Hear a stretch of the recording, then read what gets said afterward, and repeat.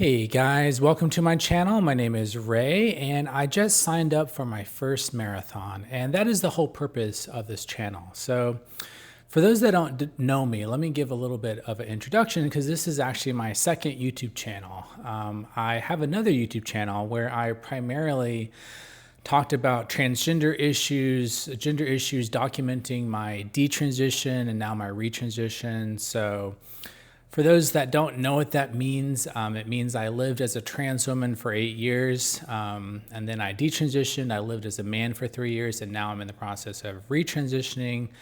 So I've been on hormones for almost a month now. So I'm in this process of retransitioning, but as part of that process of retransitioning, wanting to get back in shape, I decided I wanted to get back into running. So I signed up for my first marathon, but I wanted to have a channel dedicated to my running journey, so I can kind of keep my gender stuff, my gender journey stuff on the one channel, my main channel, but then I'm going to just use this channel to talk about running stuff because running is, I just think the audiences are different. So that's kind of why I'm starting a new channel.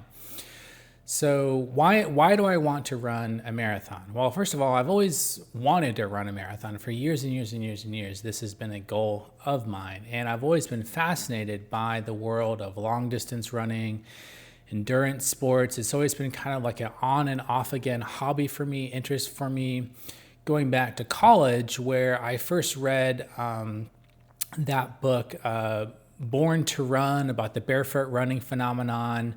And I got really into that. I bought like the Vibram Five Fingers and I started running a lot. And that was great because I ran track in high school, but I was terrible at long distances because anytime I tried to run like more than a mile, I got like shin splints. And my coach at the time, this was like a pretty crappy high school, but the coach, he didn't tell me anything about proper running form. So I was like heel striking big time.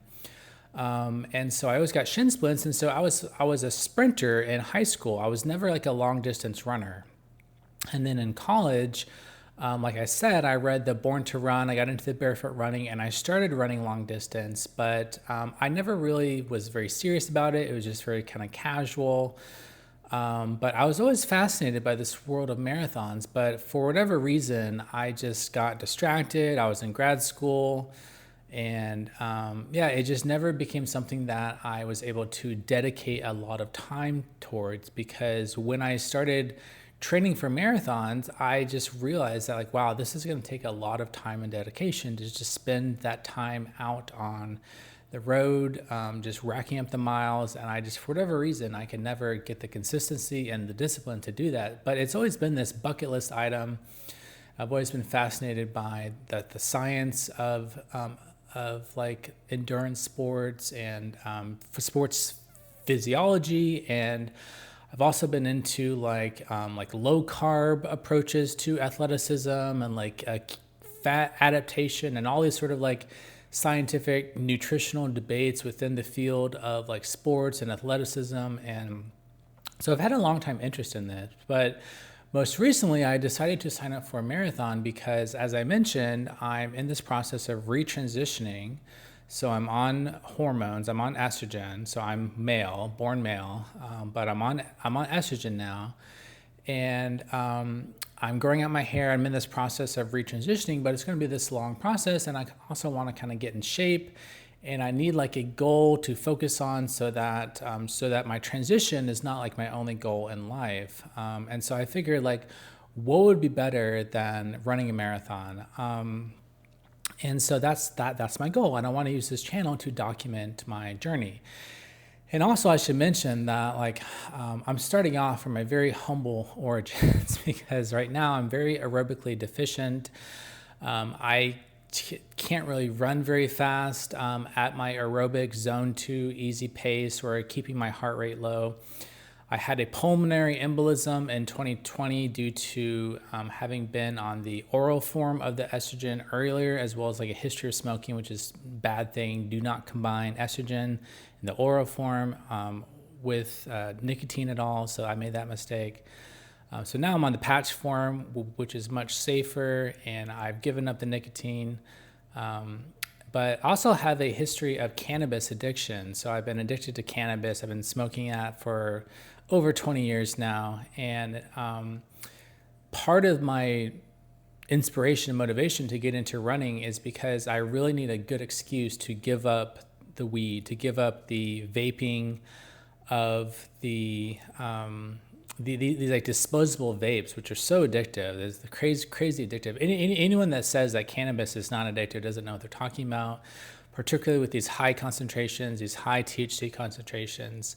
But yeah, so I just know that like consuming cannabis and being a runner are incompatible. First of all, I've kind of come to discover that the reason why my heart rate spikes every time I start running just a little bit is probably because of the weed, because I've seen a lot of anecdotes that people talk about how they get tachycardia, where their heart rate gets elevated from cannabis usage. And so for me, I think that's one of the reasons why it's so hard for me to run, is because like this like years of THC usage of vaping has sort of like irritated my lungs, and it's like raises like my heartbeat. So right now my zone 2 is like very tiny, and they say that to get faster, to build up your aerobic base, you have to run easy, and you have to run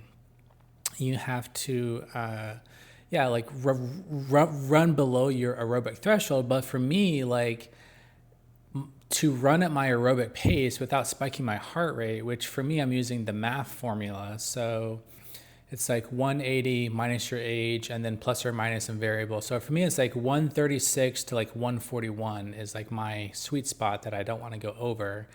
But for me to like do that right now, currently it's like a 19-minute mile pace. But it's basically like a walk. It's like a shuffle. It's like a slow shuffle jog. Like that's what it is. I can't really run right now at my aerobic pace.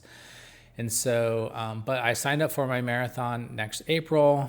I have a lot of work ahead of me. And before I can even begin like a structured marathon training plan, I need to just focus on building up my aerobic base. So that's kind of what I'm doing. I'm just like focusing on like all easy runs, all under that 141 heartbeat range. I'm doing a lot of walking to strengthen my tendons.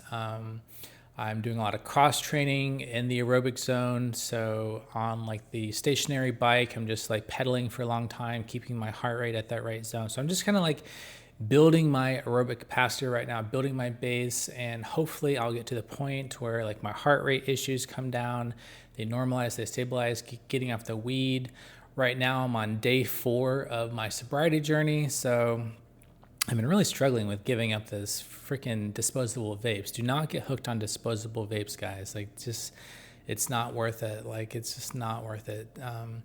And so, yeah, that's kind of like my plan. And I want to use this YouTube channel to document my journey towards my first marathon. And who knows, maybe I will run an ultra marathon one day, because it's kind of like that is actually my true goal. My true bucket list item is to run an ultra marathon one day, because I've been very fascinated by this world of ultra marathons for a long time. I've always wanted to run one. I've seen all these documentaries and stuff. It's so inspiring. And I just love the idea that so much of it is like a mental game. It's about like pushing yourself, like being in the pain cave. And like, I'm kind of interested to see like, to like test myself mentally, like how much mental fortitude do I have? Like, how much can I push myself? And the other thing that's going to be interesting is like, now that I'm on the estrogen, how will that impact my performance? Like, and also for the record, I'm planning on racing in the male category, because I know the whole issue with like, trans people with sports, trans women, like hormones, like male and female categories, like that's like a whole controversial issue. But for me, I'm planning on running in the male category. I personally think that's what's most fair based on the evidence that I've seen in regards to these various things. So yeah, that is the goal for this channel. I want to document my journey, sort of share my training plan, share my insights, share the lessons that I've learned along the way. Hopefully, maybe I can inspire other people to get into running, to share the love of running. And yeah, so I hope people follow along and get benefit out of this, because ultimately I want to like give back. I want to, share my experience so that other people can, receive benefits from that too, because that's what it's all about. It's about giving back. So yeah, that's it for this video. Thanks for watching, and take care, and God bless. Bye-bye.